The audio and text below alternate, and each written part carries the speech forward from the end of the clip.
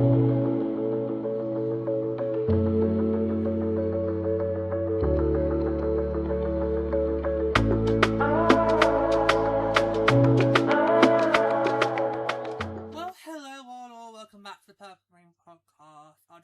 guys, as we have been doing throughout this whole heat wave, the fan is blowing in the background, so apologies if you can hear it. So far in post-production, we haven't really heard it pick up on the monitor, which is good because I am honestly, guys, I'm expert in sound. I know how easy sound travels, so I've always been scared of other stuff picking up on the broadcast. But so far in person we haven't really heard it that well, so it's all good. It's all good, but honestly, it's bad today. It really is bad. The weather, not great. So the fans just got back on. Yeah, so the blowing wind. Okay, it's just me today because I'm going to talk you through how I felt about this year's expansion process. Already we've had an episode where me and Lady have talked about it as the entire Purple Trio. Today is going to be just my general feelings about the whole thing. Because I'm going to be honest with you guys, I basically felt nauseating after the whole thing. And I'll just go straight into it. I was fully prepared in heading into this year's expansion process. I was fully prepared. It was going to be a lot more stressful than it was 12 months ago. I kind of felt the process we had in Vancouver and Seattle, while not many people liked it, I did feel it was a more straightforward process in that we knew what we were going through every step of the way. This was the serious signing window, this was the expansion draft, this is how it works, this is how many players each team can lose, this is how many you can protect. It kind of felt straightforward. But that kind of, we get to this year, that kind of then went out the window. Now, this year's process was done a lot differently because the league wanted to try to make it more favourable for the players. And I kind of think that worked to some extent before you started seeing players like Harry Knight bend the rules. And that EFO was a stupid idea because, well, when you think about it, it actually did tie down players to a contract to a team they probably didn't want to play for. But at the same time, it did help each expansion team get a big star signing, someone who could be the face of their franchise within 5 years down the line. That kind of thing. So on the one hand, I kind of thought, I can get the understanding why we've got the EFO in place, but at the same time, you know, it can be also a bit frustrating for players as well. But so I think for the next expansion cycle, I would say get rid of the EFO. And Hamilton's GM, Megan Duggan Brie, explained it. She explained why she did not use her EFO. It's because she did not want Hamilton to be a place where players didn't want to sign. She wanted to make sure that the players who were signed with her for Hamilton were comfortable in playing for Hamilton. So so that was also clear, wasn't it? It wasn't clear if you had to use the EFO or you didn't have to use the EFO. And there was a lot of lack of clarity to happen throughout this process. And I felt that was the big thing that really made my blood boil. You know, because we need to have transparency, we need to have clarity, especially if we're going to drag this process out for a full fortnight. So let's face it, the first half of June, we were basically, put through the mill with the expansion, with protection lists, who's going to be on the protection list, who wasn't going to be on the protection list, and then we go through phase 2, and then phase 3, and then phase 3 caused problems because we didn't know when the protection list was supposed to come out by, whether it was supposed to be before the phase 3 got on the way, whether it was going to be after phase 3. Then you had phase 4, which kind of felt a bit anticlimactic, because at that point you only needed to make 2 more signings, and we were about 48 hours away from the draft, 48, 72 hours away from the draft happening. Now, the last 2 phases, as you guys know, we did not do recap episodes for those last 2 phases because the last 2 phases were basically like an extra round of free agency, so we just thought there wasn't much point. But I felt the lack of clarity is what really annoyed me because as fans, we need to be able to know what is going on every step of the way. it's not just the players who need to be made clear what's going on. We too. We do not need to be scratching our heads over something so silly, like the fact that we're not being told the full story. And, you know, particularly the whole Harry Knight situation. I mean, I've done an episode on that. I've scratched my head about that enough already. I've covered it in a bonus episode myself. But that whole drama shouldn't need to be a drama, you know. But because the roster freeze was put in place, we basically couldn't find out what happened until literally 24 hours before the draft, because that was when the roster freeze was going to be lifted. So we were basically, you know, had 2 full weeks of he said, she said. It was like complete. It was like being back to school playground. You got this person over here saying one thing, that person saying another. And it's like, who's going to be that grass who goes and calls on Miss? Okay, that's what it kind of was. It was just like, we did not need this at what is just a really stressful time. And I do recall phase 2. I left phase 2 with a great big whopping headache because the whole Harry Knight drama just put me in such a state. I literally spent the rest of the week with a headache. So I went into phase 3 with a headache. It did not clear until after phase 3. So the day after phase 3, so the Saturday, which is kind of like the pause button before we go to phase 4. And then for phase 4, I had another illness, but that was not to do with expansion. It was one of those illnesses that creeps up on you every now and then. You don't know why. It was one of those. So I spent the whole of day 1 of phase 4 in sick bay, and then I had to basically recover on the second day of phase 4. So while phase 4 was still going on, yeah, I just kind of felt I just didn't feel good about the whole thing at all, and I just kind of felt, you know what? I would have rather just gone for a standard, straightforward expansion draft. Hamilton gets take a part of every team. Then Vegas gets to take a part of every team. Then Detroit. Then Saturday. And that should have been done. So basically, make everyone available. The 4 teams come in, take one from each team, like it's in the NHL. Because in the NHL, the expansion teams take one player from each team. That's how it's in the NHL. That's how it should be done in the PHL. That's it. Job done.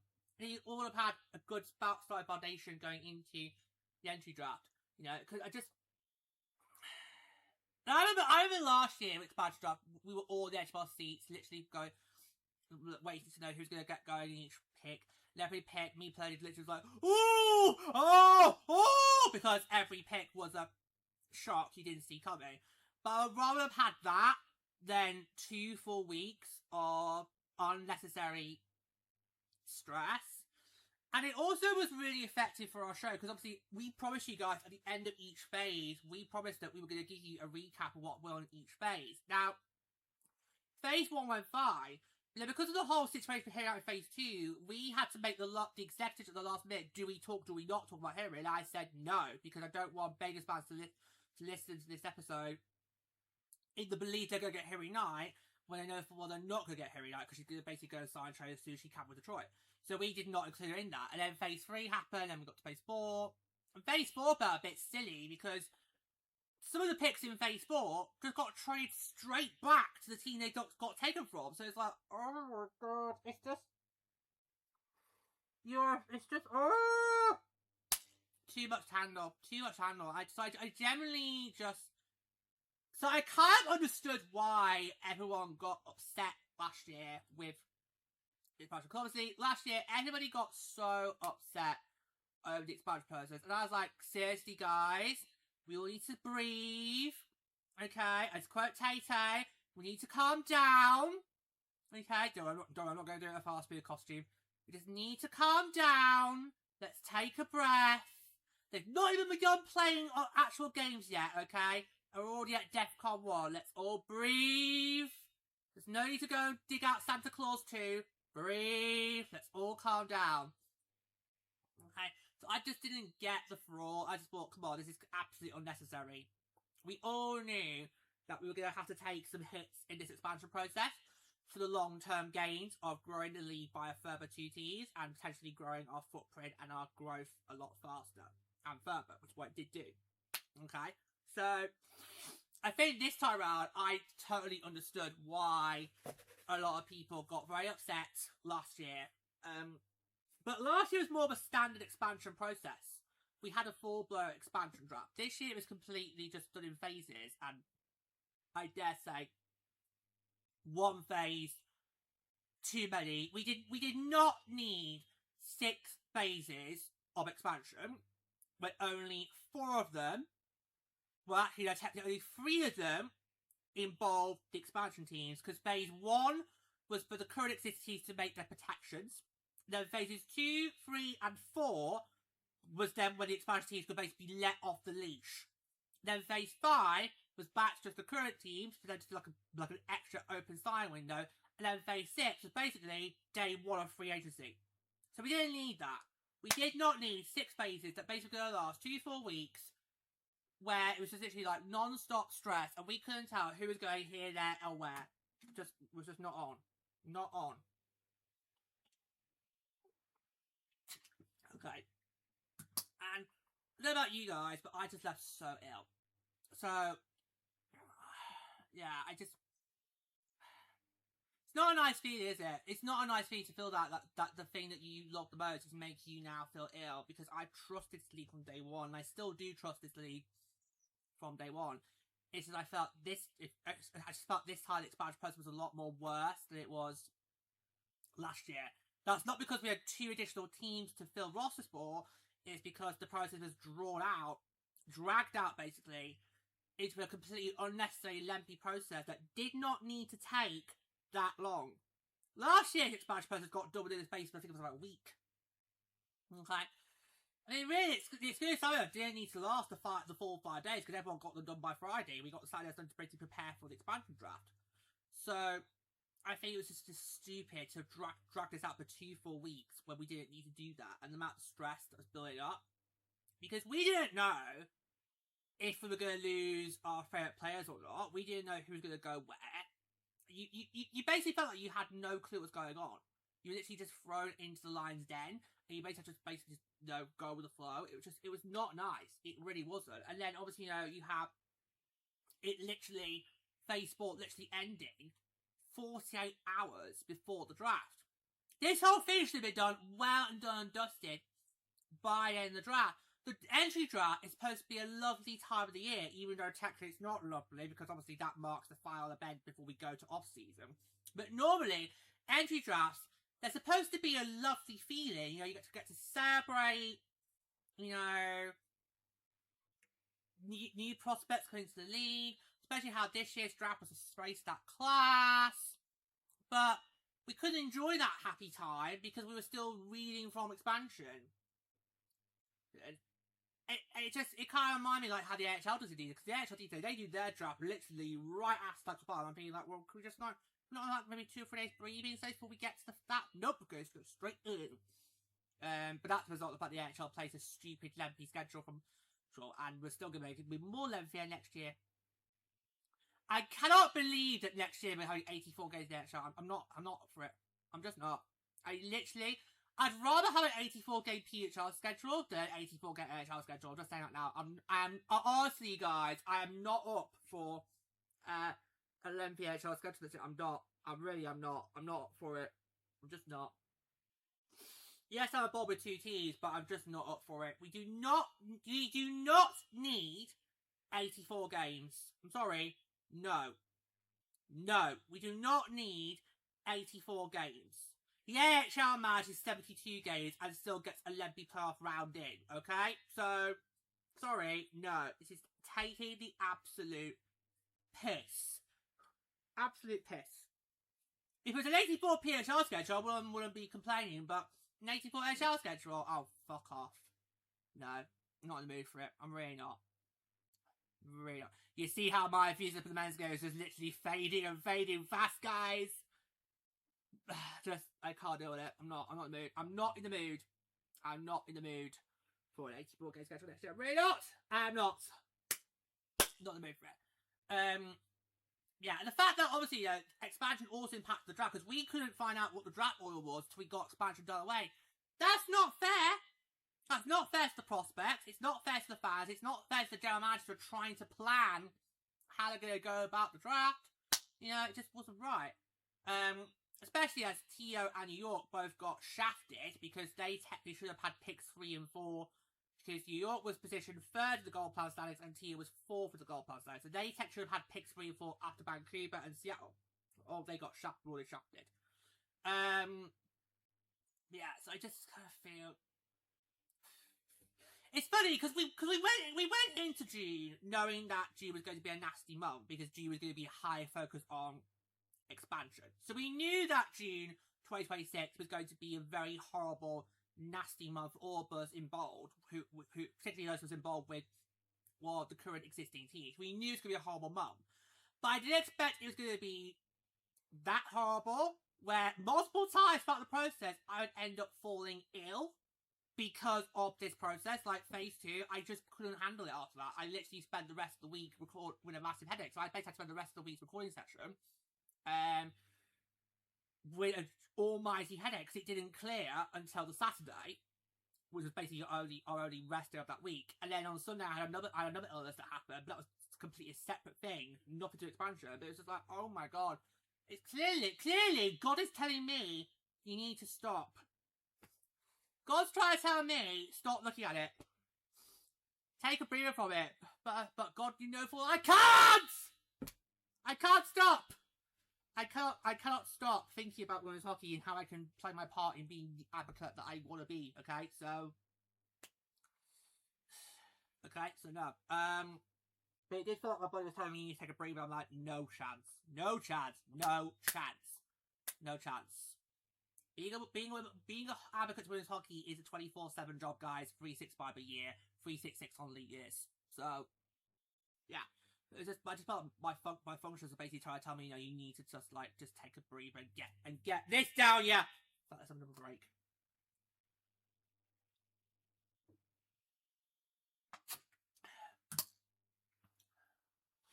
This is a very recent purchase, by the way, given how bad our heat wave has been. So I've got one of these now. Although I always thinks it might be a bit too big for me, but I kept saying to me, it literally was the first thing I saw on Amazon. So it doesn't need like a standard one, no, because a lot of people have these. So I got the first one I found on Amazon, and this is what I've been saying, that's a bit too big for you. I'm like, well... We only really need the heat wave, guys. We only really need the sunbars. The rest of the time we could go back to glasses. But yeah. So also trying to tricky to work out where do we keep it. Do we keep it here or do we keep it downstairs? It's like, oh god.